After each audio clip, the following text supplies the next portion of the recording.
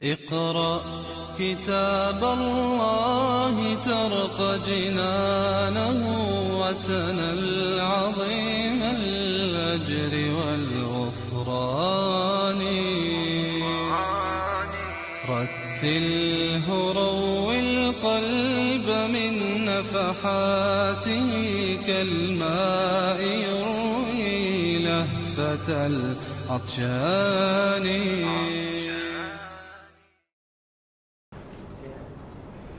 A'udzubillahi minasyaitonir rajim. Bismillahirrahmanirrahim. Alhamdulillahi rabbil alamin, nahmaduhu wa nasta'inuhu wa nastaghfiruh. Wa na'udzu billahi min shururi anfusina wa min sayyiati a'malina. May yahdihillahu fala mudilla lahu wa may yudlil fala hadiya lahu. Asyhadu an la ilaha illallah wahdahu la syarika lahu wa asyhadu anna Muhammadan 'abduhu wa rasuluh. Subhanaka la ilma lana illa ma 'allamtana innaka antal alimul hakim. Allahumma 'allimna ma yanfa'una wanfa'na bima 'allamtana wa zidna ilma. Allahumma ati anfusana taqwaha wa zakkiha anta khairu man zakkaha. Anta waliyuha wa maulaha. Rabbi yassir wa la tu'assir, Rabbi tammi bil khair. Amma ba'du. InsyaAllah kita sambung lagi tadabbur surah Al-Baqarah ayat 279. Sebelum tu kita tengok pengajaran ayat yang lepas, ayat 276, 277 dan 278. A'udzubillahi minasyaitonirrajim. Ayat 276, yamhaqullahu ar-riba wa yurbis sadaqat. Wallahu la yuhibbu kulla kaffarin asim. Pengajarannya pertama, Allah akan membinasakan atau menghilangkan keberkatan harta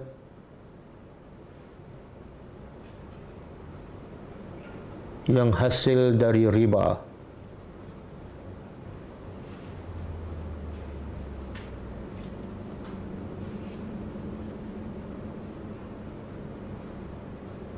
Yang kedua,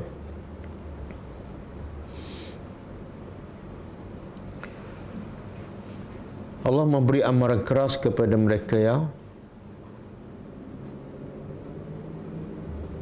terlibat dengan riba agar mereka tidak lagi tamak untuk mengumpulkan harta dengan cara yang haram.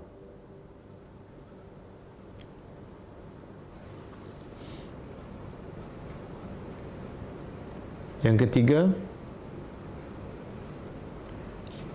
sesungguhnya Allah akan menambah daripada sedekah berlipat kali ganda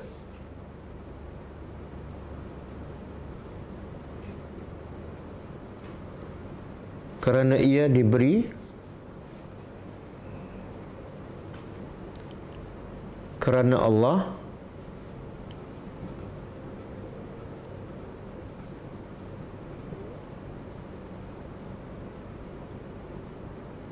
dan kerana rahmat manusia kepada orang lain.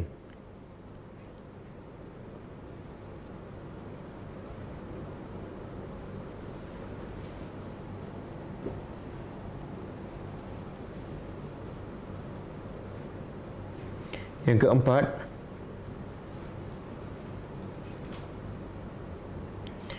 pada zahirnya riba akan menambahkan harta, tetapi sebenarnya ia membinasakan harta dan keberkatan. Manakala pada zahirnya sedekah mengurangkan harta, tetapi pada hakikatnya ia menambahkan lagi hartanya dan keberkatan.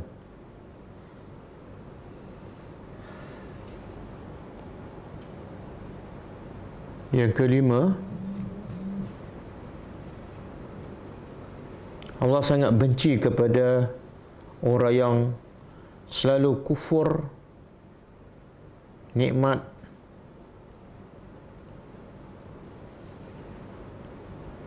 dan engkar kepada Allah.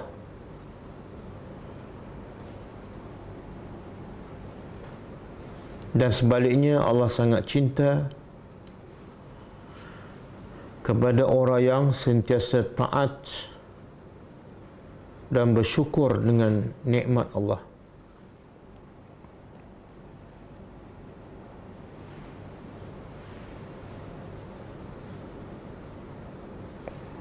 Ke ayat seterusnya, ayat 277. Innal ladzina amanu wa 'amilus solihat wa aqamus salata wa atawuz zakata lahum ajruhum 'inda rabbihim wa la khaufun 'alaihim wa la hum yahzanun. Pengajarannya pertama,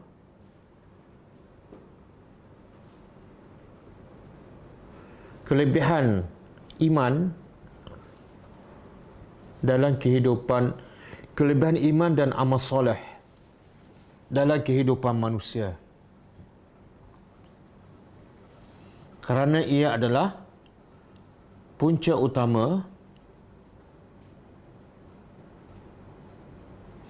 manusia akan mendapat ganjaran yang besar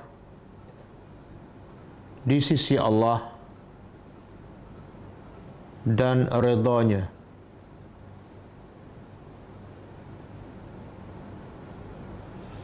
Yang kedua,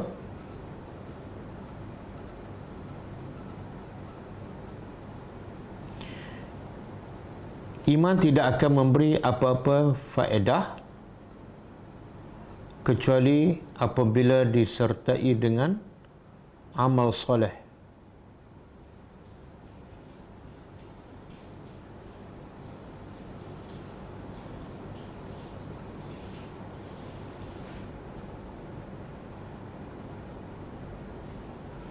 Yang ketiga,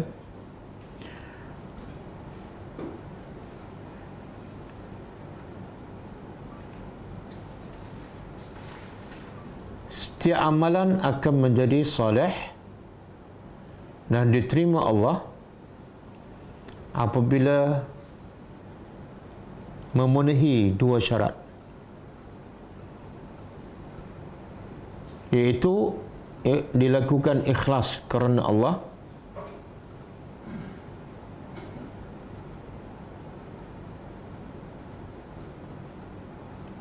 dan selari dengan sunnah Nabi sallallahu alaihi wasallam.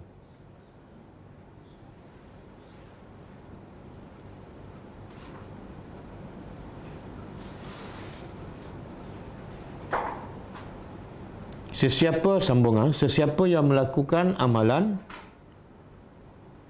dengan mensyirikkan Allah atau amalan bid'ah, maka ia tidak akan diterima oleh Allah Subhanahu wa ta'ala. Yang keempat, antara amal soleh yang terpenting dan utama ialah mendirikan solat dengan betul dan khusyuk serta mengeluarkan zakat.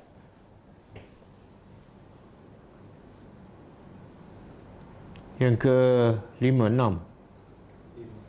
kelima, Islam tertegak di atas hablum minallah dan hablum minan nas.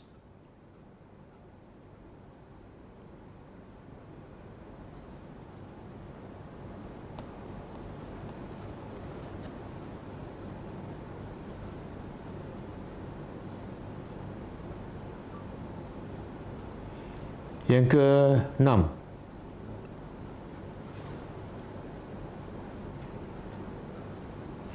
Ciri-ciri kebahagiaan ialah tidak ada rasa takut dan sedih dalam kehidupan. Ciri-ciri kebahagiaan ialah tidak ada rasa takut dan sedih di dalam kehidupan.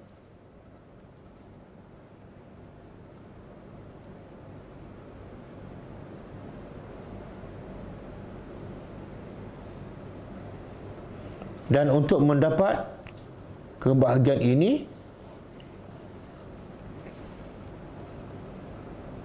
ialah dengan menjadi orang yang beriman dan beramal soleh.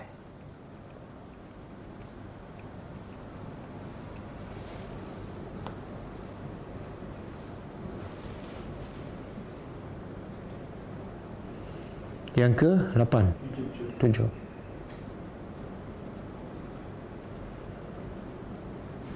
Orang yang paling besar gajinya di dunia adalah orang yang beriman dan beramal soleh. Kerana gajinya dibayar oleh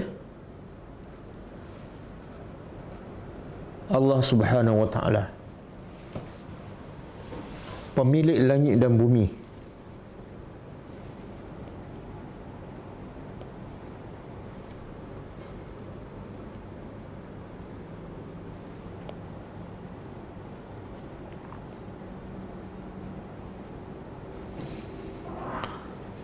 Okey, ayat 278. Ya ayyuhallazina amanu taqullaha wa dharu ma baqiya minar riba in kuntum mu'minin. Pengajarannya pertama,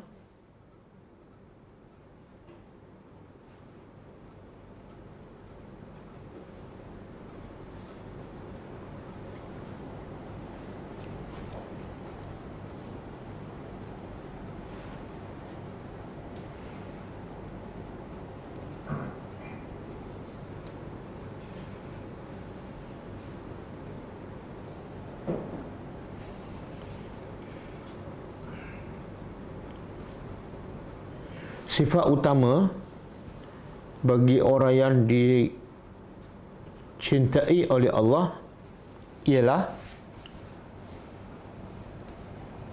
beriman kepadanya.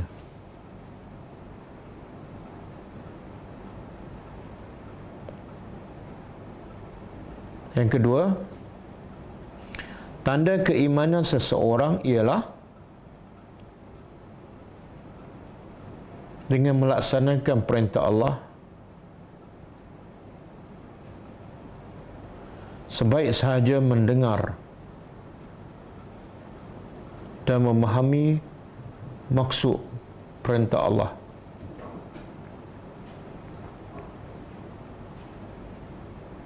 Yang keempat, yang ketiga, tanda kelemahan iman seseorang ialah tidak memahami perintah Allah di dalam Al-Quran atau tidak melaksanakannya sebaik sahaja mendengar dan memahaminya.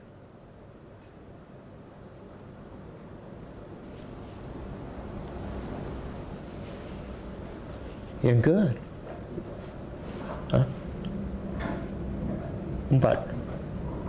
keempat, wajib meninggalkan riba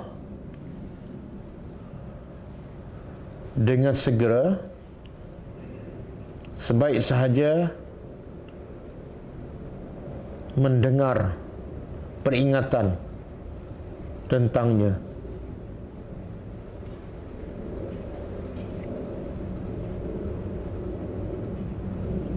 Yang kelima, semua perjanjian yang haram di dalam Islam wajib dibatalkan dengan segera apabila mengetahui keharamannya.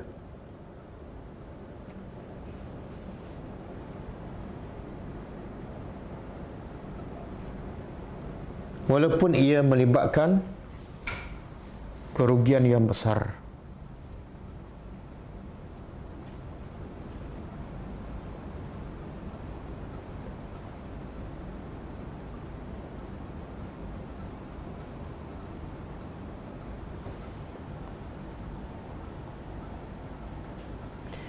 Yang ke-6, haram mengambil faedah bank ataupun interest. Haram mengambil faedah bank ataupun interest daripada mana-mana bank.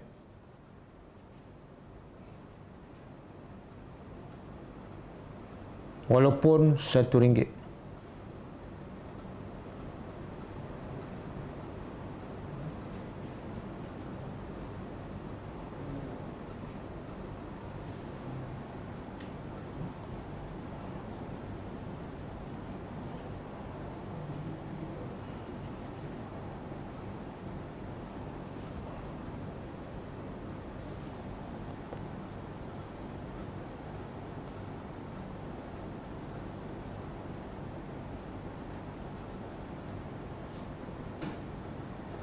Yang keberapa?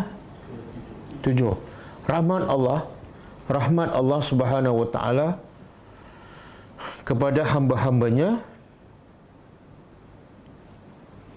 dengan mengharamkan semua perkara yang membawa kepada kezaliman dan ketidakadilan terhadap manusia.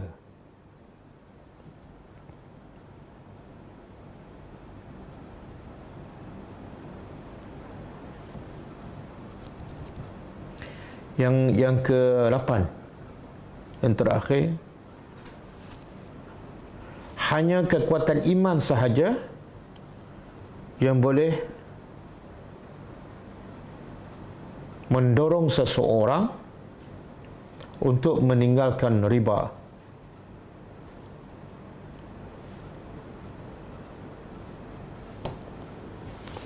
Okey, habis ya.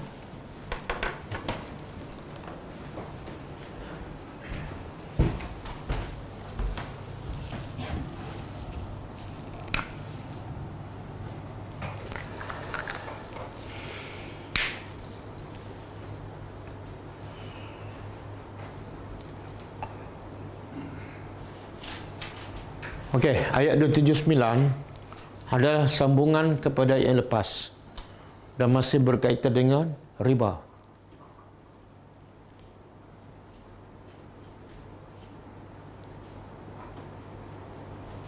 Ya, kalau sebelum ini cerita pasal sedekah kan, infak, lebih kurang 13 ataupun 15 ayat. Lepas cerita pasal infak ataupun sedekah, cerita pasal riba. Dan selepas ni cerita pasal hutang. Ayat yang terpanjang dalam Al-Quran. Jadi apa kaitannya? Pertama, Allah cerita pasal muhsin. Orang yang suka sedekah ni adalah orang yang muhsin, suka buat baik pada orang. Yang kemudian cerita pula pasal riba. Riba cerita orang yang berlawanan dengan muhsin. Kalau muhsin baik, suka infak tanpa mengharapkan balasan. Tapi kalau riba ni orang yang zalim, iaitu suka mengambil hak orang secara paksa. Dan hutang, lepas ni cerita pasal hutang. Hutang pula ialah cerita orang yang adil. Dia bagi 1,000, dia nak balik 1,000. Kalau riba, dia bagi 1,000, dia zalim, dia nak 1,200. Tapi lebih baik sekali, sedekah. Muhsin. Okey, ayat 279 ni berkait rapat dengan ayat 278. Apa maksud ayat 278? Allah kata apa? Ya ayyuhallazina amanu ittaqullah kan. Ya ayyuhallazina amanu ittaqullah wa zaru ma baqiya minar riba in kuntum mu'minin. Okey, Allah kata apa? Wahai orang beriman. Tengok Allah nak suruh kita berhenti dengan apa? Dengan perkataan iman. Satu, wahai orang beriman. Yang kedua dengan perkataan ittaqullah. Yang ketiga, in kuntum mu'minin. Last sekali Allah ikat lagi, sekiranya kamu beriman. Mana Allah nak begitu, faktor yang paling kuat membantu seseorang berhenti meninggalkan benda haram ialah iman. Bukan dengan paksaan, bukan dengan senjata, bukan dengan undang-undang. Okey, berhentilah, tinggallah apa yang baki daripada riba. Okey. Kalau kamu tak tinggal, ayat seterusnya. Fa in lam taf'alu, maka sekiranya lam taf'alu, tidak kamu melakukannya. Melakukannya apa ni? Yang perintah sebelum ayat ni, iaitu wazaru. Tinggal apa yang baki daripada riba. Jangan ambil. Itu perintah Allah. Tapi sekiranya kamu tak laksanakan perintah Allah, iaitu meninggalkan yang berbaki daripada riba, fa'zanu biharbin. Maka, izanu apa dah? Izanu daripada azan. Apa makna azan? Azan ni ialah i'lamun ataupun i'lanun.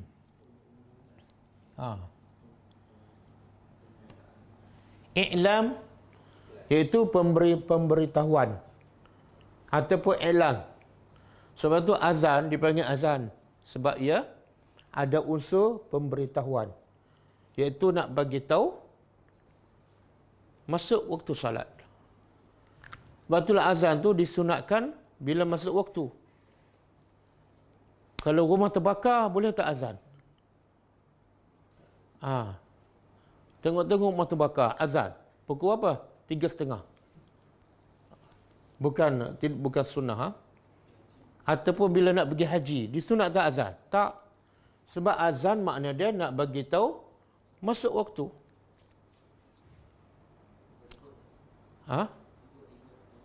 Ribut taufan. Pun sama. Ribut taufan ada tak doa pasal ribut? Ada. Doa pasal angin ada.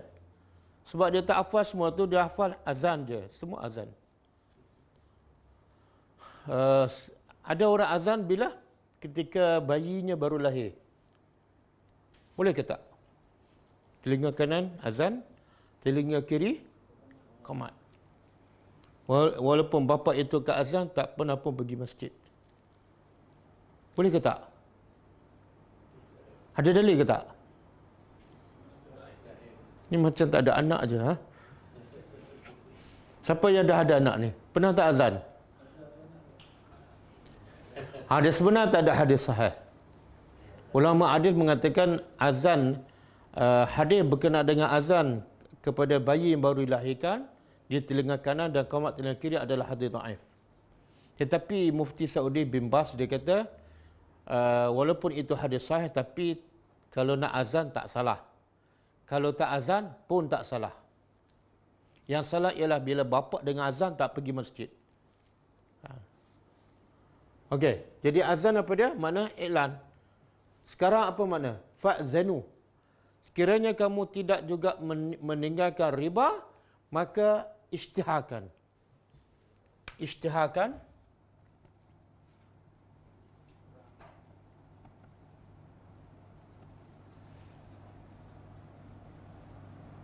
biharbin, dengan harbin apa dia? Dalam bahasa Arab, satu lagi, sebelum ni kita belajar, kalau perkataan tidak ada alif lam, beza ada alif lam dengan tak ada. Apa beza dia?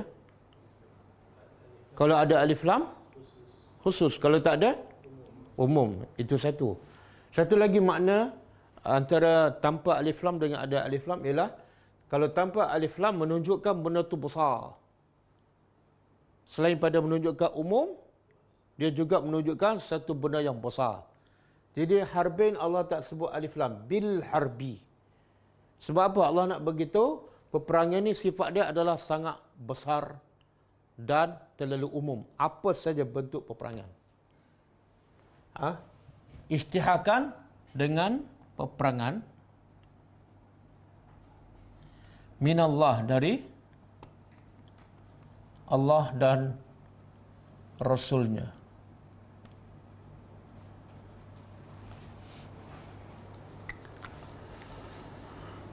Okey, apa maksud ni? Apa maksud Allah isytihar perang?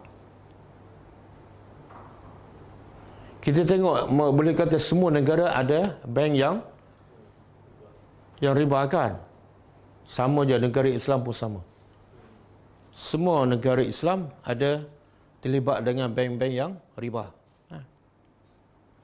Dan maka Allah isytiharkan perang kepada siapa? Termasuklah negara tu, pemimpinnya dan rakyat yang terlibat. Cuma kita nak faham apa maksud peperangan tu.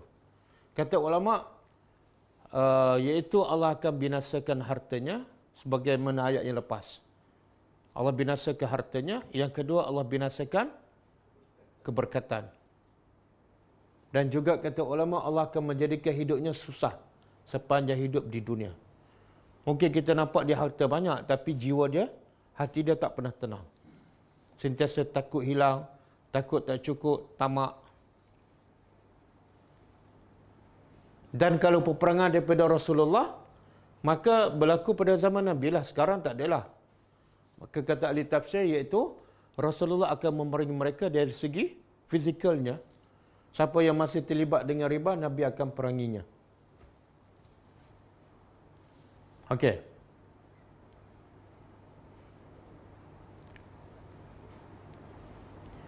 Kenapa Allah kata isytiharkan perang daripada Allah? Allah boleh je kata isytiharkan perang kepada mereka. Tapi Allah beritahu isytiharkan perang tu daripada siapa? Kenapa Allah sebut peperangan tu daripada Allah? Allah nak kita bayangkan. Cuba bayangkan kalau Allah dua pasukan berperang. Satu pasukan Allah. Satu lagi orang biasa. Agak-agak apa jadi dengan sekumpulan yang orang biasa ni? Tak boleh nak bayangkan. Macam China pergi serang negeri Perlis kan? Apa jadi? Hancur. Jadi siapa yang ambil riba masih degil, ingat ayat ni. Sekarang dia sedang berperang dengan Allah dan Rasul. Dia solat pun tak ada guna. Sebab apa? Allah sedang berperang dengannya.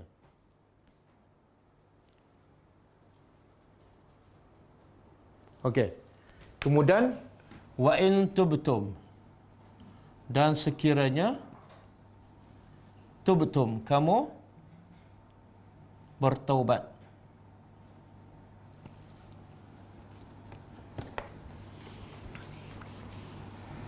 Bertaubat daripada apa ni? Daripada riba. Apa syarat bertaubat? Berapa syarat semua? 5. Pertama, ikhlas kerana Allah.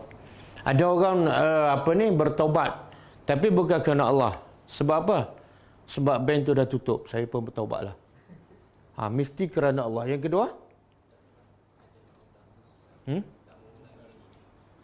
dia berazam tak akan mengulangi lagi. Yang ketiga, dia menyesal di atas perbuatannya. Kalau tak menyesal, saja-saja tinggal tapi tak ada penyesalan, Allah tak akan terima. Yang keempat,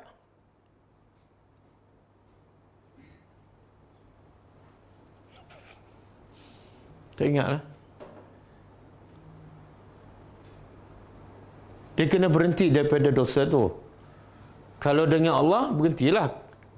Kalau dia buka aurat kan, dia kena berhenti, iaitu tutup aurat. Kalau dia tak solat, dia kena solat. Tapi kalau dia melibatkan hak orang, yang keempat, dia kena pulangkan balik. Ni riba kan, contohlah. Dia bagi pinjam RM1,000. Kemudian dia ambil daripada yang dia bagi hutang tu 1,200. Kalau dia bertobat, dia kena buat apa? Tinggal 200 ni. Pulang balik 200 kepada orang yang dia bagi hutang.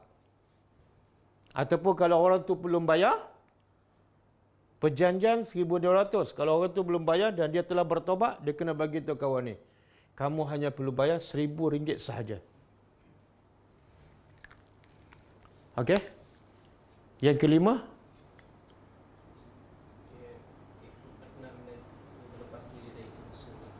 dah. 3, 4. يرجع حقوق ده Hmm? يرجع حقوق إلى أصحابها العزم والجازم على هجرانها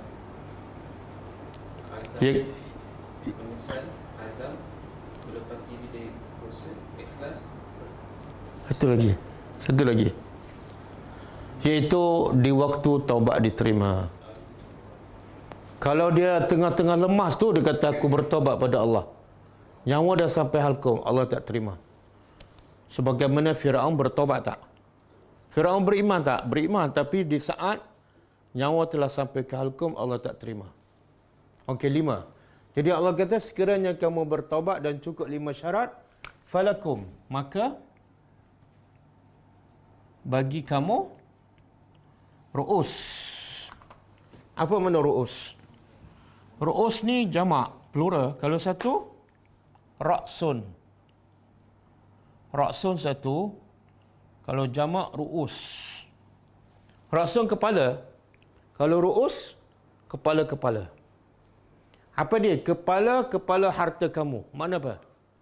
Modal. Maka bagi kamu modal. Modal-modal harta kamu.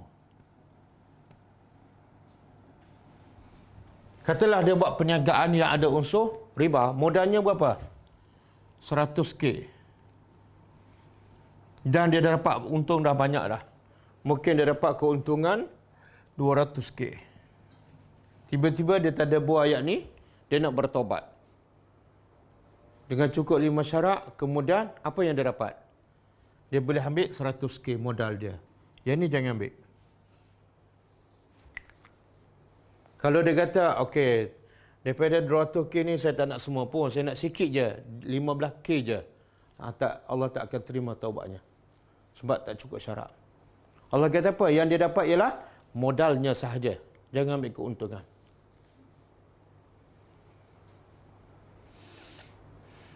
Okey.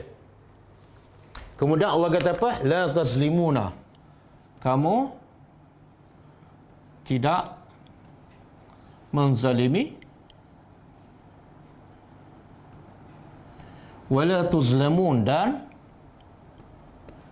tidak kamu dizalimi. Cuba tengok bahasa Arab. Tulisan sama, ta, za, lam, mim, waw, nun. Yang sana pun sama kan? Ta, za, lam, mim, waw, nun. Tulisan sama, huruf sama, tapi makna berbeza. Yang membezakan makna apa dia? Baris je. Yang ni ta, tazli. Yang ni tuzla.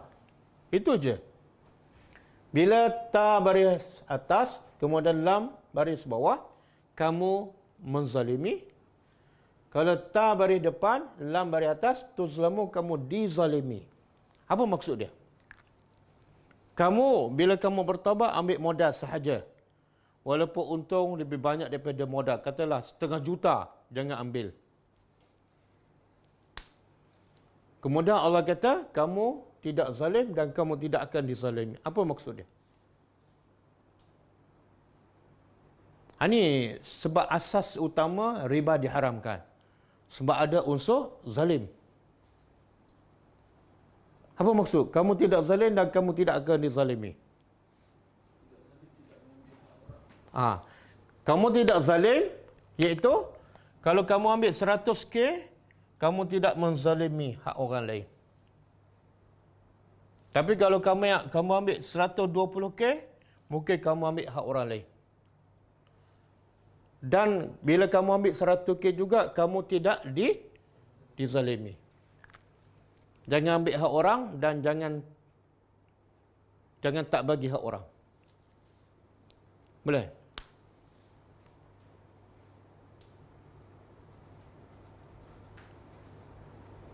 Jadi sebenarnya kata ulama, antara dosa yang paling keras, dosa yang paling besar dan amarah yang paling keras yang Allah sebut dalam Quran ialah dosa riba. Kenapa? Ha?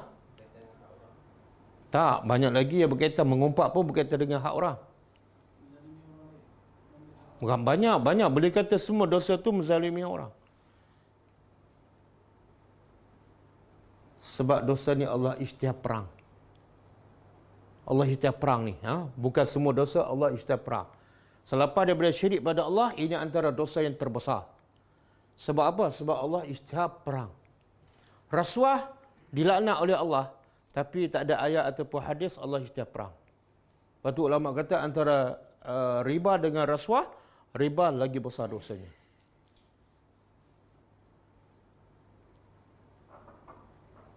Okey. Kemudian wa in kana zu usratin. Wa in kana, dan sekiranya. Katalah dia bagi pinjam 100 ataupun 1000. 1000 K. RM1,000. Kemudian pinjaman ni berdasarkan riba lah. Dia minta kawan tu bayar 1,200. Dan setelah dengar ayat ni, dia pun bertaubat. Dan dia pergi minta pada kawan ni yang dia bagi pinjam, okey, sekarang kamu hanya perlu bayar RM1,000 sahaja. Tak perlu lagi bayar 1,200 sebab aku dah bertaubat. Okey? Tiba-tiba kawan ni tak mampu bayar. Sebab duit yang dia ambil pun dah habis, dia berniaga pun tak untung, bankrupt. Dia betul-betul zu usrah. Sekiranya adalah orang yang diberi pinjam itu zu usrah. Apa makna usrah? Mempunyai usrah apa dia? Kesukaran. Ada satu ayat yang usrin, tapi tak ada talah. Inna ma'al usri yusra. Jadi daripada perkataan yang sama. Inna ma'al usri yusra. Sesungguhnya bersama kesukaran ada kesenangan. Jadi sekiranya orang yang diberi hutang itu zu usratin, mempunyai kesukaran, dia tak boleh bayar, betul-betul tak boleh bayar. Apa kewajipan kepada yang bagi pinjam ni? Dia kena buat apa? Paksa bayar? Fanaziratun. Maka dalam tafsir ulama kata ada perkataan yang dibuang. Fa wajibu nazrah ataupun fanaziratun wajibatun. Wajib bagi tangguh. Wajib bagi tangguh. Tengok subhanallah. Hukum bagi tangguh adalah wajib, bukan sunat. Kenapa tu? Kenapa wajib bagi tangguh? Apa dia? Rahmat Allah. Allah nak bagi tahu kawan ni dia tak mampu bayar. Jangan kamu paksa. Bila kamu paksa dia tak mampu bayar, kamu memaksa di luar kemampuan dia. Allah sendiri tak paksa hamba dia yang hamba dia tak mampu. Betul? La yukallifullah, kamu jangan lebih pada Tuhan. Dia tak mampu, bagi tangguh. Okey.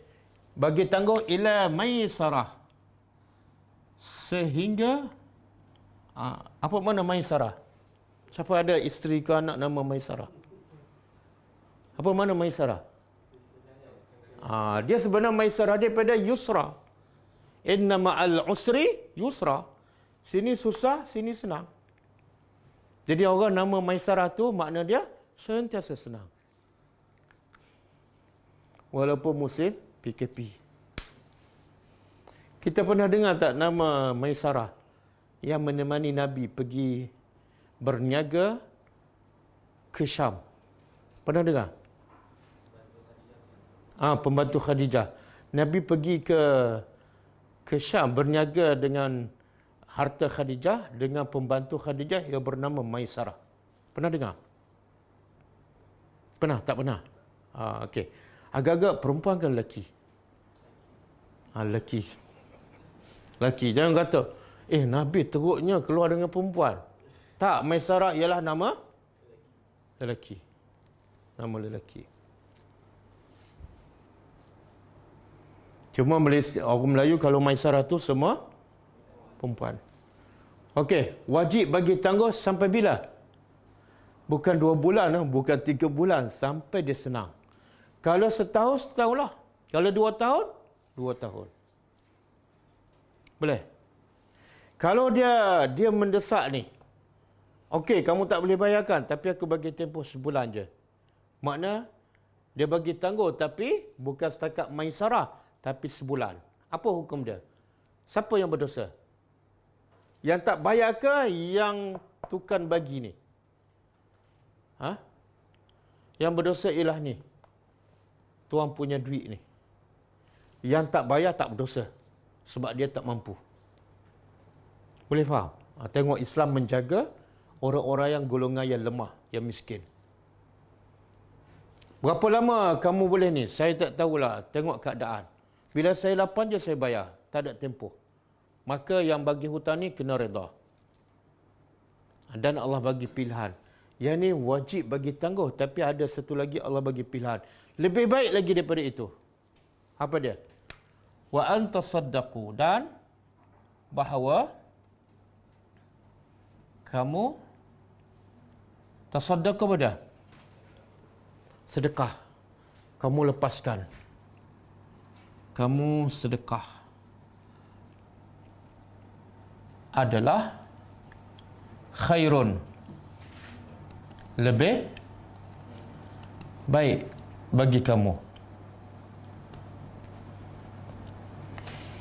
Bagi kamu, in kuntum,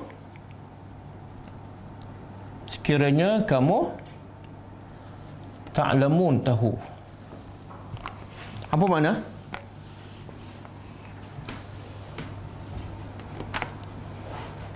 Apa makna dia? Halal. Jadi bagi tangguh hukumnya wajib. Halalkan hukumnya sunat. Jadi antara wajib dengan sunat yang mana lebih baik? Tangguh, bagi tangguh wajib. Sedekah terus hukumnya sunat. Jadi antara yang wajib dengan sunat mana yang lebih baik? Sunat. Solat sunat subuh dengan solat fardu subuh mana lebih baik? Dia logik tak yang sunat lebih baik pada yang fardu? Tapi ayat ni bukan akan menunjukkan yang sunat lebih baik. Sedekah sunat. Tapi Allah kata khairul lebih baik. Bagi tangguh wajib. Macam mana nak jawab?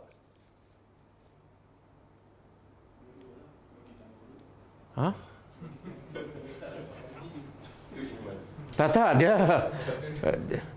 salah satulah. Awak ni nak suruh bayar ke nak bagi tangguh? Salah satulah. Dia sebenar, kata ulama, bila Allah kata yang lebih baik ialah sedekah, iaitu sunat. Sunat tu sebenar dah termasuk dalam yang wajib tu. Sebab bila dia bagi tangguh, lebih pada bila dia bersedekah, sebenarnya lebih daripada bagi tangguh. Makna yang wajib pun ada kat situ, yang sunat pun ada kat situ. Boleh faham? Okey. Okey ke? Tengok ni.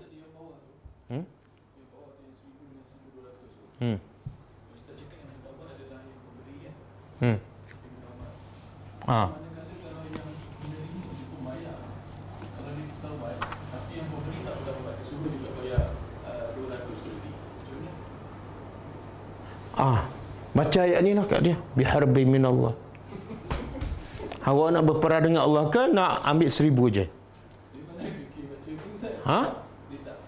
Tak apalah, bagilah. Dia tak ada pilihan lah sebab itu perjanjian. Kalau tak, risiko dia mungkin lagi dibunuh Along kan.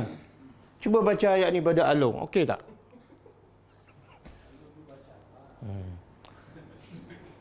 Kita tahu Along nak datang Simbah Cak kan. Tulis ayat ni besar-besar dengan terjemahan kat depan.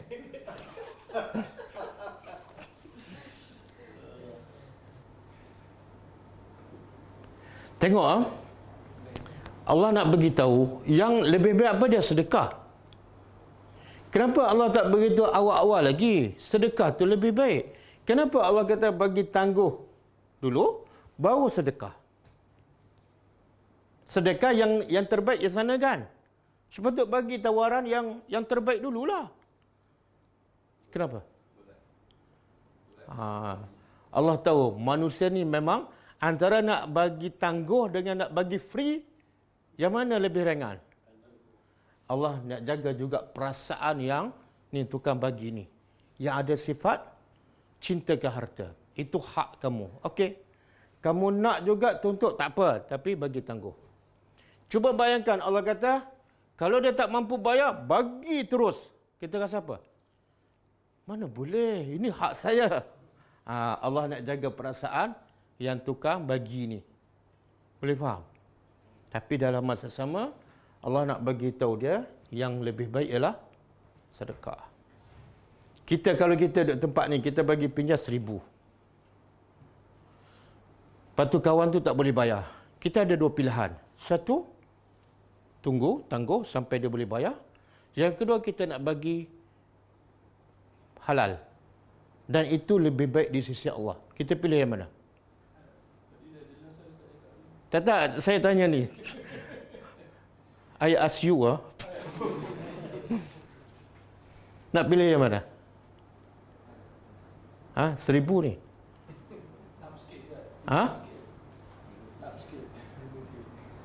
Pak ya? Nak bagi tangguh ke nak halal? Tengok berfikir tu. Saya buat contoh je. Kenapa? Tengok. Contoh baru berfikir nak bagi jawapan.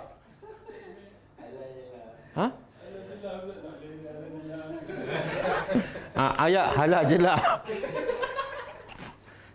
Sebab contoh kan halal je lah. Tapi tengok kenapa, apa masalah kita sebenar?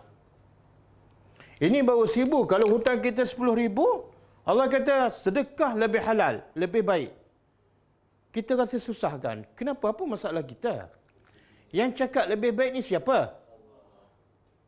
Kenapa tak masuk?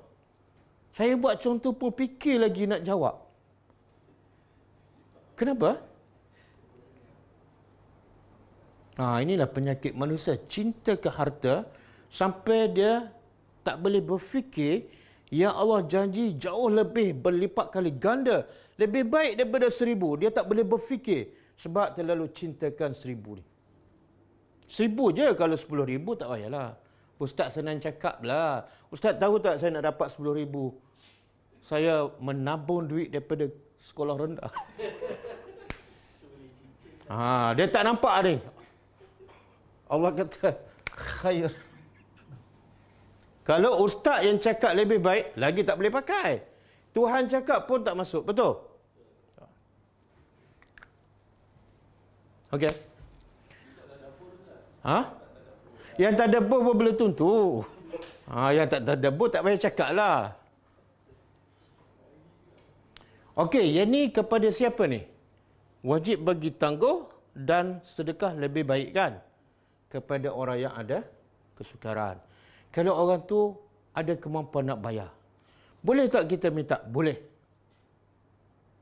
Dan kalau kita rasa dia memang mampu bayar, tapi dia tak nak bayar, dan kalau kita halal pun, dia tak akan berubah, maka Islam menggalakkan tuntut. Kalau boleh sampai pergi mahkamah, sama mahkamah, saman.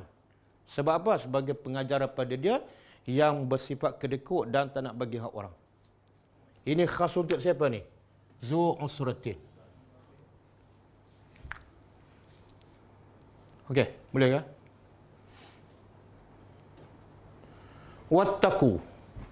Kemudian Allah sebut wattaqu. Dan Bertakwalah. Di sini tak sesuai terjemah takwa. Takutlah, dan takutlah oleh kamu yauman, hari,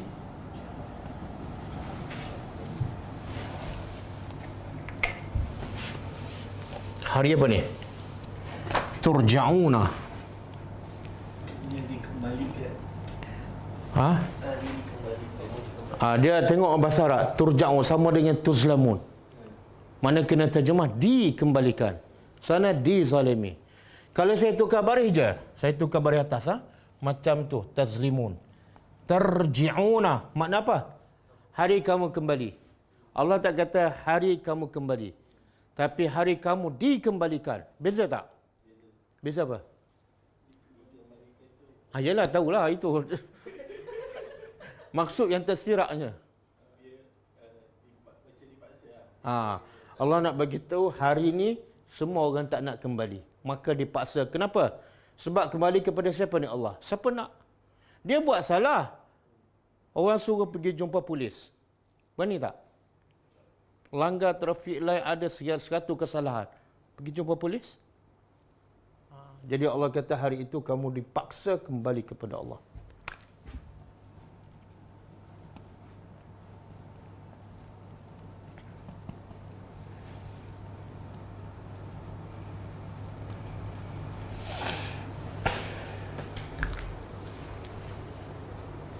Umar kata apa ni? Umar walaupun dia dijamin ahli surga, dia kata apa? Alangkah baiknya kalau aku menjadi pokok. Pokok, kan? Orang siram, orang baja, kemudian bila besar dah mati, habis macam tu. Sebab apa? Sebab dia takut nak kembali kepada Allah, walaupun dia dijamin ahli surga.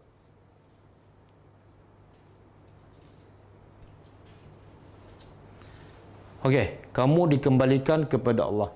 Ada ulama tafsir menterjemah apa ni? Takut hari itu apa makna? Takut azab. Takutlah pada azab yang pada hari berlaku pada hari kamu semua dikembali kepada Allah. Kemudian tuwafa. Apa makna tuwafa? Kamu tuwafa, disempurnakan. Wafa. Kemudian disempurnakan kullu nafsin, setiap nafsin apa dah? Setiap jiwa yang bernyawa.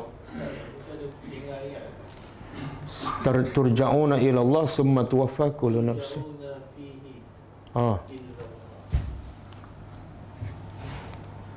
Siapa tulis ni? Agaklah.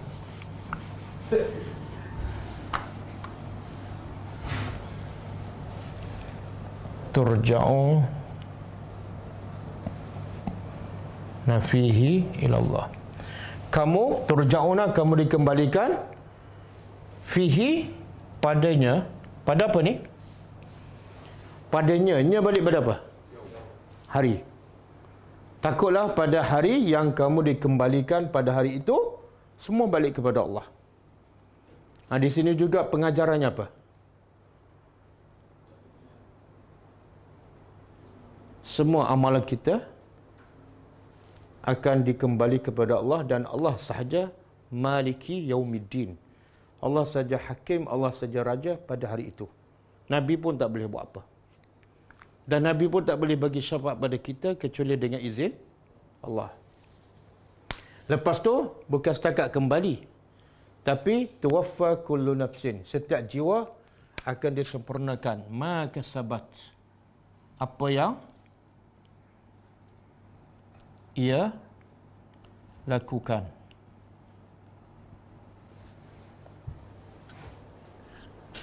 Okey. Jadi di sini Allah nak beritahu apa ni? Pertama, perkataan tuwaffa. Tuwaffa makna disempurnakan. Iaitu Allah nak beritahu kat dunia ni kadang-kadang kita bekerja, tapi biasanya gaji tu bila diberi kita rasa macam tak sempurna, tak cukup. Kan? Kadang-kadang orang kita buat baik, orang puji sikit, kita rasa tak cukup. Tapi Allah nak bagi tu bila di akhirat, bila apa yang diberi kita rasa puas, cukup di akhirat besok. Sebab tu orang beriman, dia tak tamat dengan apa saja pemberian manusia di dunia. Sebab apa yang manusia bagi, semua tak sempurna. Semua kita tak puas hati, betul tak? Siapa puas hati pasal yang kerajaan bagi ni?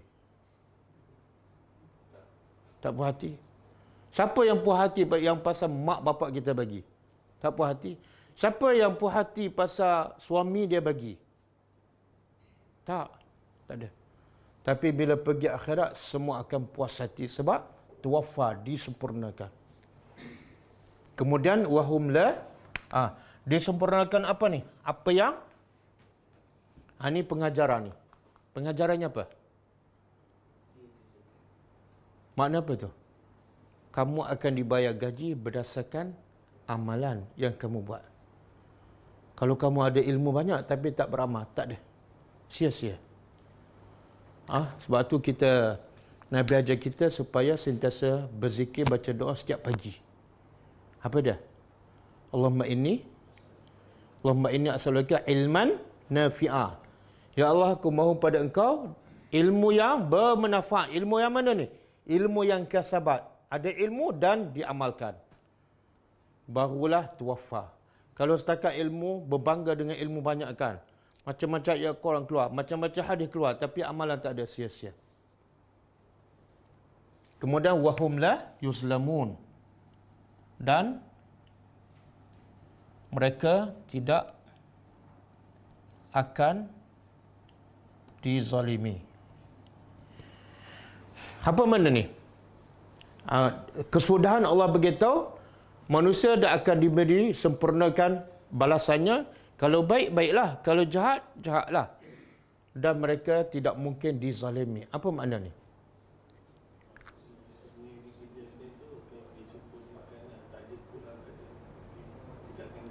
Makna kalau dia buat kebaikan, katalah dia patut dapat pahala kan. Dia sedekah RM1, patut dapat 700. Mereka tidak akan dizalimi, iaitu Allah akan bagi cukup 700. Kalau dia niat dia lagi bagus, lagi sembunyi, lagi orang tak tahu, Allah kata akan digandakan lagi mungkin sampai 7,000. Okey? Dan kalau dia buat dosa, 10 dosa pun mereka tak akan dizalimi. Allah tak mungkin jadikan dosa dia 11. Tak mungkin. Sebab itulah kita kat dunia, cuba tanya orang yang masuk penjara kan. Kamu rasa tak undang-undang ni adil? Dia akan jawab apa? Tak adil. Dia akan kata apa? Saya dizalimi. Tak ada rasanya yang masuk penjara ataupun yang ditangkap, dia rasa polis memang adil. Mesti dia akan rasa dizalimi. Betul? Betul, ada pengalaman. Subhanallah. Tapi Allah nak beritahu, di akhirat besok, semua manusia akan rasa Allah tu adil dan akan puas dengan hukuman Allah. Ada dalil? Ada dalil tak?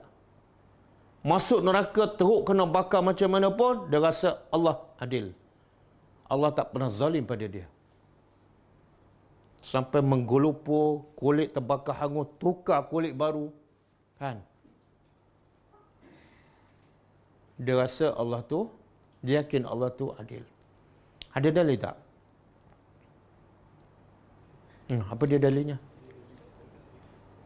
Ada tapi tak tahu. Itu macam tak ada tu.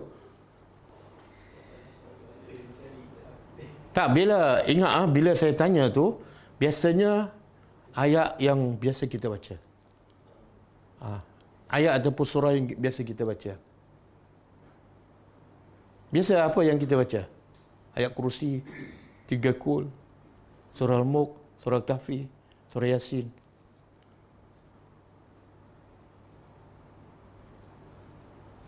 Okey, saya baca terjemah, lepas tu sebut ayat. Bila dicampakkan ahli neraka ke dalam neraka, mereka berkata apa? Kalau dulu kami berakal, kami berfikir, kami tak akan menjadi ahli neraka. Jadi dia kata, kami sendiri yang zalim sebab kami tak nak berfikir. Baca Quran, tengok tajwid je, tak nak berfikir maksud. Tengok langit ciptaan Allah, tak nak berfikir siapa pencipta. Jadi kami dicampak dalam neraka sebab kesalahan kami sendiri. Surah apa, ayat apa?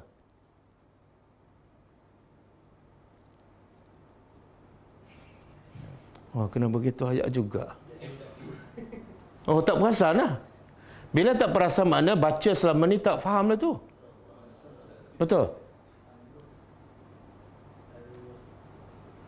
Wa qalu law kunna nasma'u aw na'qilu ma kunna fi ashabis sa'ir. Surah Yasin ke surah Kahfi? Surah Al-Mulk. Biasa baca kan tiap malam? Oh, patutlah. Wa qalu, mereka berkata, lau kunna, kalau dulu masa kat dunia, nasma'u, kami dengar baik-baik, tadabbur Al-Quran, au naqilu, kami faham, kami amalkan, ma kunna fi ashabis sa'ir. Kami tak mungkin menjadi penghuni neraka sa'ir. Okey, boleh? Dan di sini ulama mengatakan maka sabat, Allah akan balas apa yang dia usahakan. Makna apa tu? Mungkin tak Allah balas berdasarkan apa yang orang lain usaha untuk dia? Boleh tak?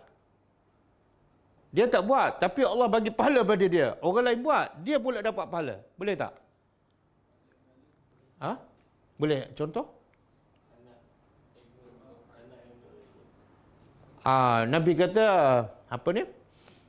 Bila mati anak Adam, terputus amalannya kecuali 3. Salah satunya apa dia? Doa anak yang soleh. Doa, siapa yang berdoa? Anak. Yang dapat pahala siapa? Bercanggah tak dengan ayat ni? Allah kata akan dibalas berdasarkan amalan dia, bukan amalan orang lain.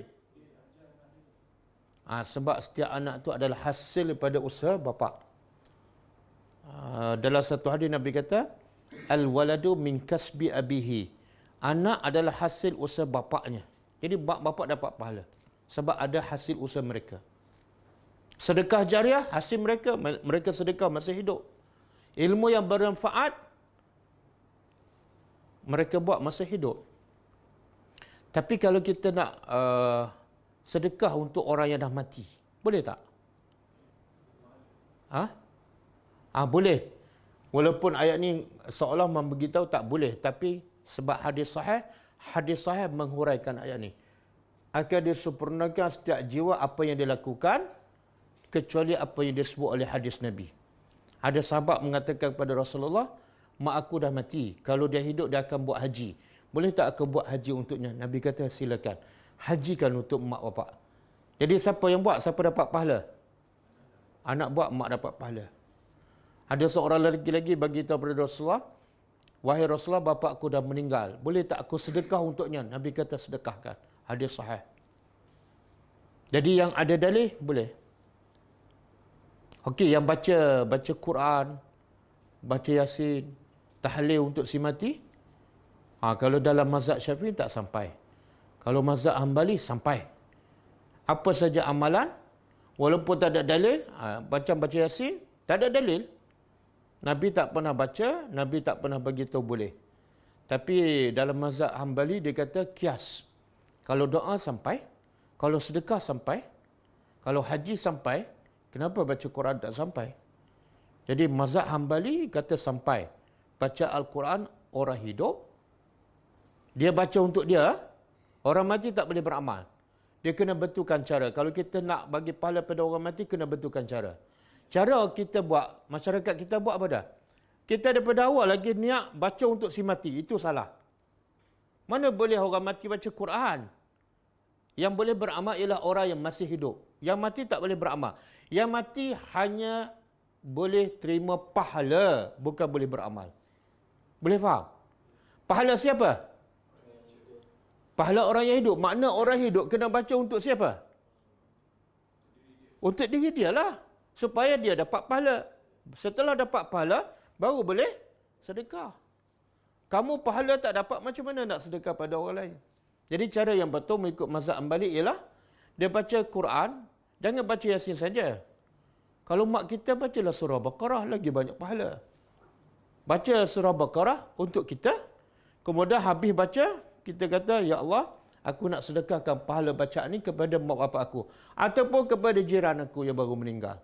Dalam mazhab Hanbali sampai. Tapi dalam mazhab Syafi'i, tak sampai. Apa dalil dia? Surah An-Najmu, ayat 39. Wa'al laisa lil insan illa ma sa'a. Betul? Betul kan? Wa'al laysa lil insan illa ma sa'a. Betul kan? Cuba tengok terjemahan. Dan tidak ada bagi manusia kecuali apa yang dia usaha. Sebab tu Imam Ibn Katsir dalam tafsir Ibn Katsir dia kata apa? Ini dalil yang paling jelas bagi mazhab Syafi'i bahawa amalan orang hidup tak sampai pada orang mati. Kecuali amalan daripada anaknya. Kalau anak buat semua jenis amalan yang baik, sampai. Semua jenis amalan baik, sampai. Okey. Jadi kalau kita nak sedekah pahala bacaan kepada si mati, ambil pendapat mazhab, ataupun tukar mazhab sekejap. Dan betulkan cara. Niat baca untuk kita. Lepas baca, barulah kita sedekah. Okey. Di sini juga ulama mengatakan apa? Kalau budak baca Quran, dapat pahala tak? Dapat pahala. Apa dalil? Ni, Allah akan sempurnakan setiap jiwa. Allah tak sebut yang dewasa ke, yang balik ke, yang budak. Apa yang dia usahakan. Budak solat jemaah dapat pahala tak? Dapat. Tapi kalau budak buat dosa, dapat dosa. Tak ada dalil. Ada dalil. Nabi kata dia angkat pena ke atas seseorang sehingga dia balik. Itu hadis. Boleh? Jadi kalau anak kita nak solat berjemaah dengan kita jadi imam, dia seorang, umur 6 tahun, jadi makmum. Kita dapat pahala berjemaah. Okey? Wallahu a'lam.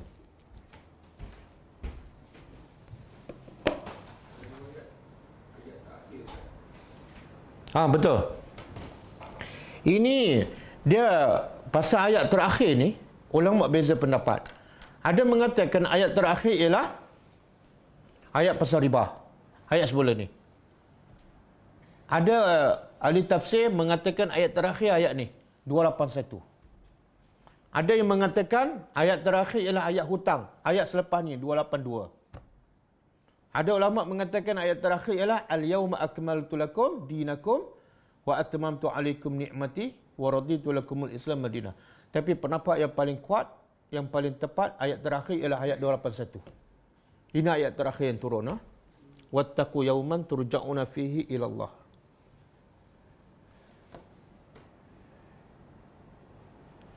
Okey. Kita baca sikit buku ni. Okey. Ada jiran kita ni sedang sakit kritikal di hospital. Jadi kita minta permintaan daripada keluarganya, sebab kita pun berjiran dengan mereka. Jadi kita berdoa, masing-masing boleh berdoa agar Allah sembuhkannya dengan segera dan tidak lagi meninggalkan kesan. Dan yang paling penting ialah agar Allah sentiasa memberi kesabaran dan supaya dia redha dengan penyakit ini, dan kalau dia ambil nyawa pun dalam keadaan dia beriman kepada Allah Subhanahu wa taala. Okey. Saya baca dan semua pelajar boleh ikut. Kalau semua 1,000 setengah ni baca doa, mungkin ada di kalangan kita yang doanya akan dimakbulkan oleh Allah Subhanahu wa taala. Okey. Boleh ikut saya. As'alullahal azim Rabbal arshil azim an yashfiya Haji Sani Yo bin Abdullah. As'alullahal azim Rabbal Arshil Azim an yashfiya Haji Sani Yo bin Abdullah. As'alullahal Azim Rabbal Arshil Azim an yashfiya Haji Muhammad Sani Yo bin Abdullah.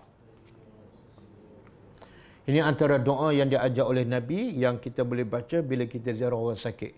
Ataupun kalau kita tak ziarah pun kita boleh doa daripada jarak jauh, daripada rumah pun boleh. Dan doa tu ada dalam buku ni. Jadi siapa nak doa tu dia kena beli buku ni. Kita baru buat cetakan yang terbaru sebab cetakan sebelum ni dah habis. Daripada buku 72 doa dan zikir harian daripada Al-Quran dan Sunnah Nabi sallallahu alaihi wasallam. Okey. Kita baca sikit buku ni ya. Dosa-dosa yang dianggap biasa. Dosa yang ke-46. Qala al-musannif hafizahullah,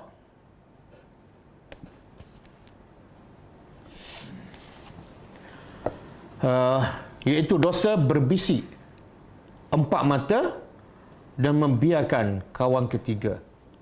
Mana duduk 3 orang, 2 orang berbisik dan tak melibatkan seorang lagi. Hukumnya adalah haram, berdosa dan menyakitkan hati orang yang ketiga. Okey, dalam satu majlis dan pergaulan, sikap dan tindakan ini sungguh amat tidak terpuji, sangat tercela. Bahkan sikap dan tindakan seperti ini sebenarnya merupakan langkah syaitan. Kerja syaitan, bila duduk 3 orang, kita 2 orang berbisik. Ataupun kita cakap bahasa yang orang yang ketiga tak faham. Rasulullah, dalilnya ialah Rasulullah SAW menerangkan hukum dan akibat perbuatan ini dalam sabdanya, "Iza kuntum salasa fala yatanaja isnani duna al-akhar hatta takhtalitu bin nas min ajli anna zalika yuhzinuhu." Maksud dia, jika kamu sedang berada bertiga, maka janganlah 2 orang berbisik tanpa melibatkan orang yang ketiga, sehingga kalian berbau ataupun bercampur dalam pergaulan dengan orang lain, sebab yang demikian itu akan menyebabkannya sedih. Sebab tak boleh, kenapa? Pertama, menyebabkan hati yang ketiga tu akan rasa kecil hati, kenapa tak libatkan aku? Dan mungkin dia akan rasa yang 2 ni sedang berbisik untuk buat jahat kepada dia. Tengok, Allah menjaga perasaan. Jadi 3 orang yang dilarang apa dia? Kalau 3 orang tak boleh berbisik 2 orang. Kalau 3-3 nak berbisik tak ada masalah lah. Kalau 4 orang? Kalau 4 orang, 2 orang berbisik. Boleh ke tak? Boleh. Sebab dia ada kawan dia. Dia tak akan kecil hati sebab ada kawan seorang lagi. Dan kalau 2 orang berbisik nak buat jahat pun tak ada masalah sebab dia ada teman. Kalau ada 10 orang, lagi tak ada masalah. Okey, kalau 3 orang, dia nak berbisik juga sebab benda ni penting dan tak nak orang ketiga tahu. Boleh tak? Boleh, dengan cara dia minta izin. Bang, kami ada hal mustahak, jadi kami minta izin untuk berbisik. Dia kata, okey, saya tak ada masalah. Boleh berbisik.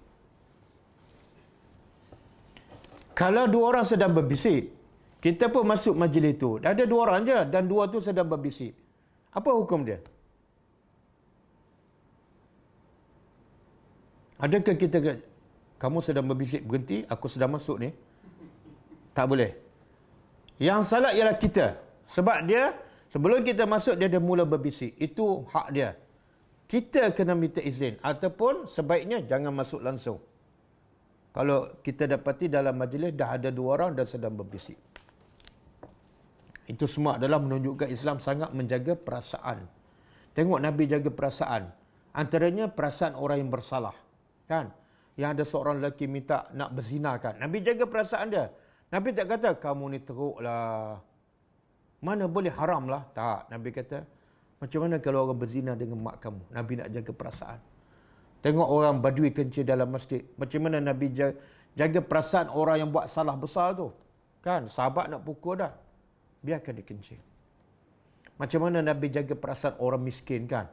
Subhanallah. Rahmatan lil alamin. Jadi yang Berbisik ni pun sama, iaitu nak jaga perasaan.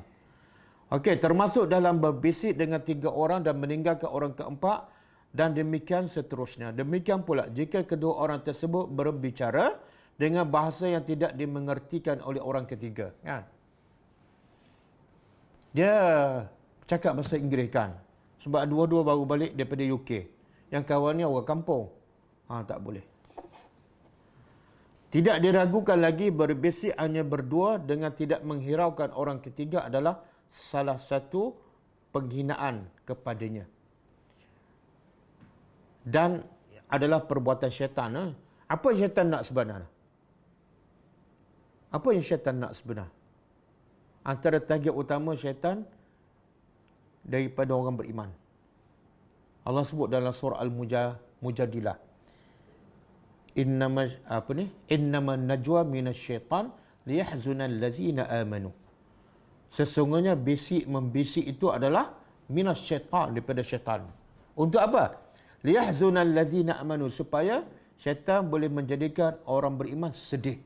Subhanallah. Bila kita tak dilibatkan, kita rasa sedih tak? Kecil hati tak? Itulah target syaitan. Apa kesan dia bila kita duduk dalam kesedihan? Apa kesannya? Syaitan ni tahu, bila kita sedih, masalah satu kejayaan besar bagi syaitan. Bila sedih, kadang-kadang orang tak nak solat dah. Kalau solat pun tak khusyuk, sebab dalam kesedihan. Malah nak baca zikir, malah nak baca Quran, malah nak jumpa kawan. Sebab apa? Aku sedang bersedih. Target syaitan supaya akhirnya kita malas beribadat. Kalau ibadat pun tak sempurna.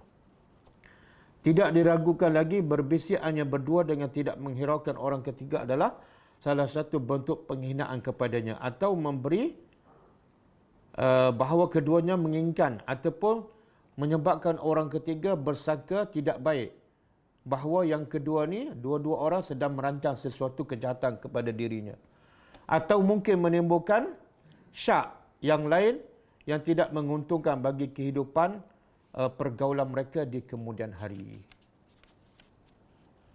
Okey, habis ah. Kita tengok soalan.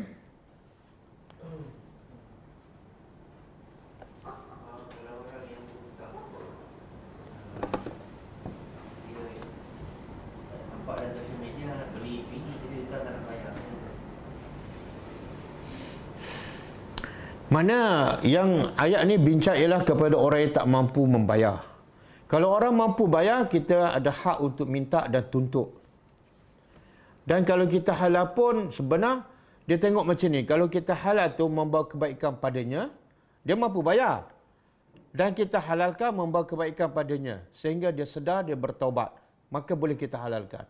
Tapi dengan kita halalkan, dalam keadaan dia mampu bayar, menyebabkan dia lagi banyak berhutang, maka boleh membawa kepada haram perbuatan kita menghalalkan itu boleh menjadi haram. Sebab apa? Dengan kita menghalal, menggalakkan dia lagi untuk berhutang. Wallahu a'lam.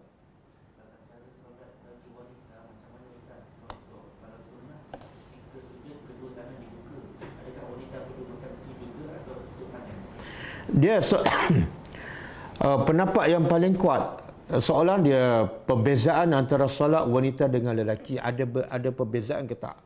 Jawapannya, pendapat yang paling kuat ialah tidak ada perbezaan. Sebab satu hadis sahih Nabi kata, sallu kama ra'aitumuni usalli. Nabi perintah hendaklah kamu solat sebagaimana kamu lihat aku solat. Nabi perintah pada siapa? Bukan kepada lelaki saja, umum, kepada umatnya. Maka ulama kata berdasarkan hadis itu, solat lelaki dan perempuan sama. Masa sujud kena buka tangan. Masa sujud kena buka tangan bagi nampak ketiak. Kecuali bila kita solat berjemaah. Lelaki ke perempuan ke kena kepit. Sebab solat berjemaah kena rapat saf kan. Ada pun yang mengatakan perempuan tu kena, bila berdiri kena rapat kaki, bila sujud kena kepit, itu tak ada dalil. Ada satu hadis tapi hadis itu dhaif. Wallahu a'lam. Wassalam.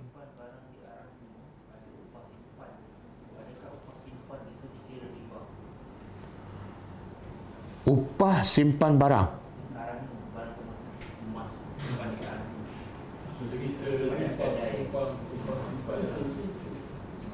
Kenapa riba? Dia servis lah. Dia bukan riba, itu servis. Dia riba ni dua je kita dah belajarkan. Satu dalam bentuk pinjaman. Yang kedua dalam bentuk pertukaran barang. Itu pinjaman pun tak, pertukaran barang pun tak. Itu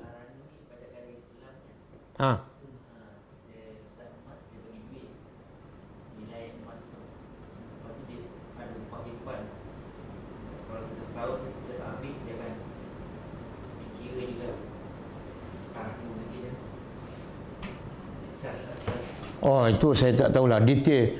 Saya pun tak tahu yang sebenarnya macam mana perkiraan dia. Wallahu a'lam.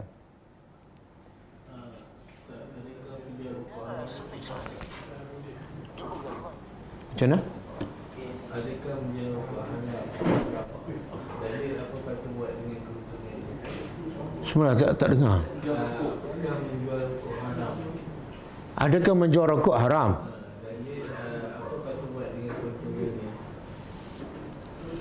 Dia macam ni, kaedah dia, apa-apa sahaja yang membawa kepada haram, maka ia adalah haram. Benda tu haram dan kita menjual benda haram, maka hasilnya adalah haram. Dan rokok ni, pendapat yang paling kuat adalah haram. Majlis Fatwa Kebangsaan apa dah keluar fatwa. Dah buat signboard besar kat masjid kan. Dia memang haram. Dalilnya apa dia haram? Pertama, Allah kata, وَلَا تُهْلِكُوا بِأَيْدِيكُمْ إِلَى التَّهْلُكَةِ. Jangan kamu campak diri kamu dalam kebinasaan. Dan kat rokok pun tuliskan, merokok membahayakan kesihatan. Siapa yang tulis? Yang menjual itulah. Yang kedua, rokok haram ni sebab membazir. Allah kata, innal mubazirina kanu ikhwana syayatin. Saudara syaitan. Syaitan tak akan suruh buat kecuali benda yang haram. Okey? Jadi bila rokok tu haram, apa saja hasil daripada benda yang haram adalah haram. Hasil jual beli itu adalah haram. Macam mana nak buat? Dia kena bertaubat dan hasil itu kena bagi pada apa-apa je. Bagi pada asnaf, bagi pada untuk buat kebajikan. Tapi bukan sedekah. Allah tak akan terima sedekah kecuali yang halal. Jadi dia bagi tu, dia tak akan dapat pahala sedekah, tapi dia akan dapat pahala bertaubat. Bertaubat. Wallahu a'lam.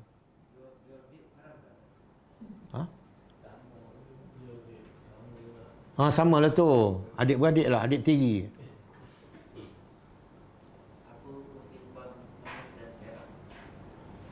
Apa hukum simpan emas dan perak? Hukum dia, bagi perempuan tak salah. Tapi dia wajib keluarkan zakat. Adakah boleh kita bagi hutang kepada orang yang tak mampu bayar? Kita tahu dia tak mampu bayar, kita bagi. Okey, soalan dia, boleh tak apa hukum kita bagi hutang kepada orang yang tak mampu bayar? Hukum dia, kita tak berapa cerdik lah. Kalau kita tahu dia tak mampu bayar, dia perlukan, yang terbaik untuk kita apa dia? Sedekah. Subhanallah. Dan bila kita sedekah pada dia, sebenarnya kita, Allah kata apa? Manzal lazi yuqridullah. Siapa yang bagi pinjam kepada Allah, walaupun nama bukan pinjaman, sedekah, tapi sebenarnya kita bagi pinjam kepada Allah. Dan Allah akan janji apa? وَيُضَاعِفُ لَهُ أَضْعَافًا كَثِيرًا. Allah akan melipat gandakan balasannya. Wallahu a'lam.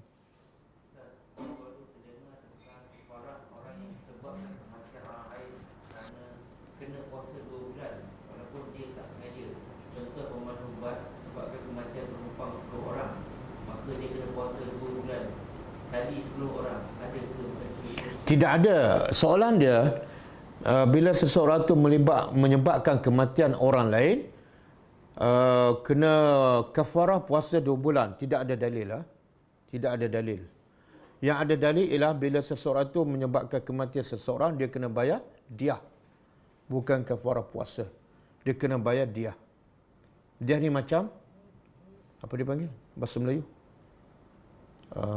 Diah, tebus. Pampasan.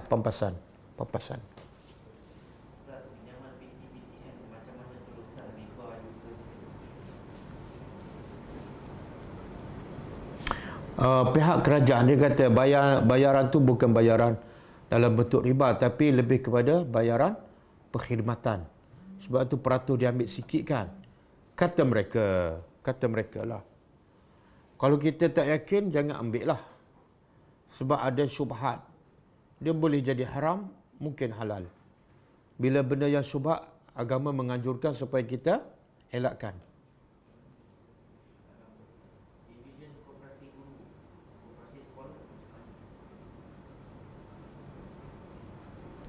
Tak, dia kalau riba ni jelas. Satu dalam bentuk pinjaman. Kan? Koperasi ni bukan bentuk pinjaman. Macam kita simpan dalam tabung haji dah. Betul tak? Ada tak dividen daripada tabung haji? Halal ke tak? Halal. Dia bukan dalam bentuk pinjaman. Jadi koperasi guru ni kena ada panel-panel syariah. Supaya panel tu dapat mengesahkan cara simpan duit ke, kemudian duit tu dilabur ke mana ditentukan oleh panel syariah. Wallahu a'lam.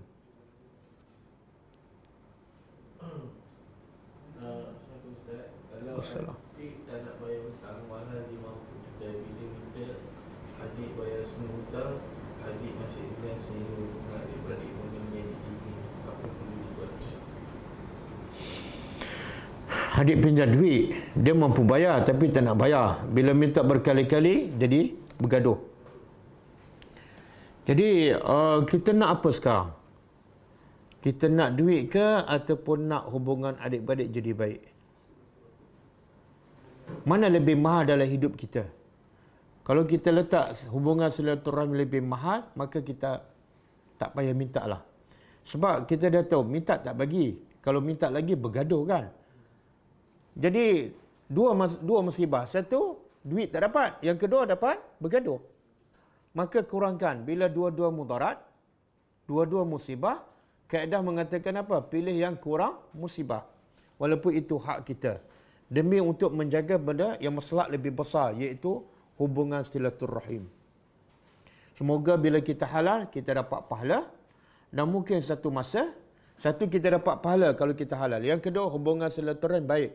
Dan mungkin satu masa, kita halalkan menjadi penyebab adik kita menjadi baik. Ustaz, wuduk yang dilakukan ketika mandi hadas besar, adakah boleh terus solat dengan wuduk dulu atau perlu wuduk semua solat?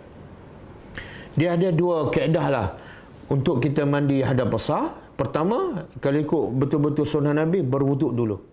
Berwuduk dulu, sebagaimana wuduk macam biasa, cuma kaki basuhlah sekali. Lepas tu kita mandi. Lepas tu, lepas mandi je terus boleh salat. Dah ada pendapat yang kedua, tak payah berwuduk. Kita niat hadas besar, tanpa kita mendahului dengan wuduk, dan lepas mandi je, kira kita boleh salat. Sebab apa? Sebab wuduk tu menghilangkan hadas kecil. Mandi tu menghilangkan hadas besar. Lagi cover yang hadas kecil. Boleh. Cuma soal yakin ke tak. Dia kata kalau masa mandi, sentuh kemaluan. Kan? Macam mana? Kalau tak nak sentuh masa mandi, sentuhlah awal-awal sebelum mandi. Bersihkan awal-awal sebelum mandi. Satu. Yang kedua, ada dua pendapat pasal sentuh kemaluan. Sebab ada dua hadis. Ada dua hadis. Satu hadis pertama, Nabi kata, siapa yang sentuh kemaluan, kena berwuduk semula. Satu lagi, bila ditanya kepada Nabi, bila sentuh kemaluan, batal tak? Nabi kata tak batal. Sebab kemaluan kamu adalah sama seperti anggota badan lain. Sama kamu sentuh tangan. Tapi syaratnya, jangan naik syahwat. Kan? Boleh je. Wallahu a'lam. Saya nak sedekah pada orang susah yang berbazir, tak nak solat.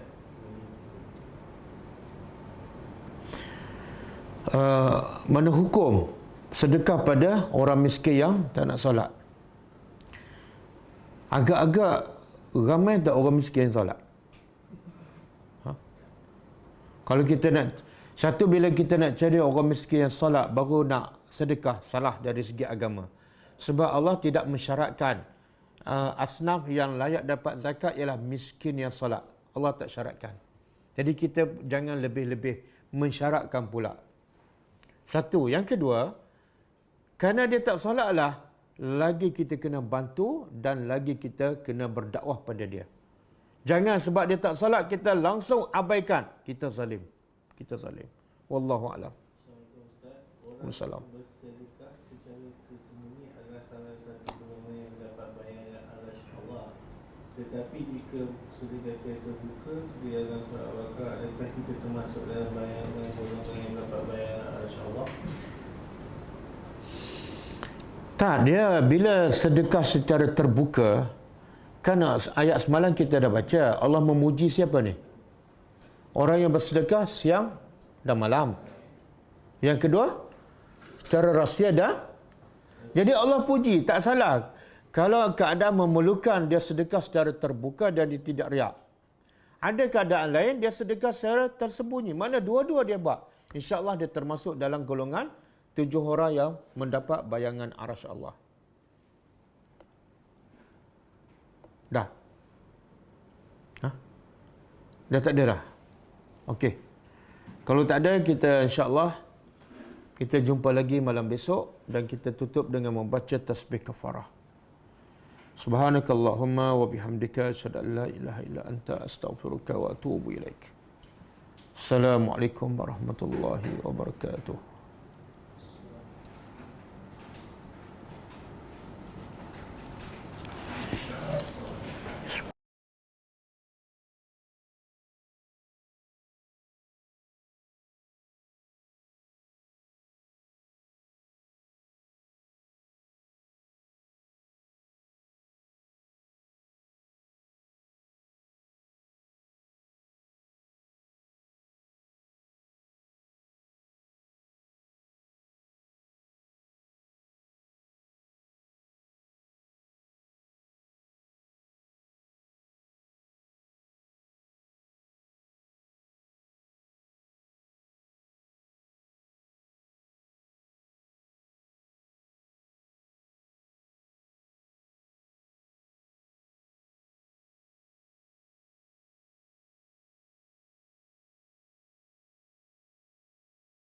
اقرأ كتاب الله ترق جنانه وتنل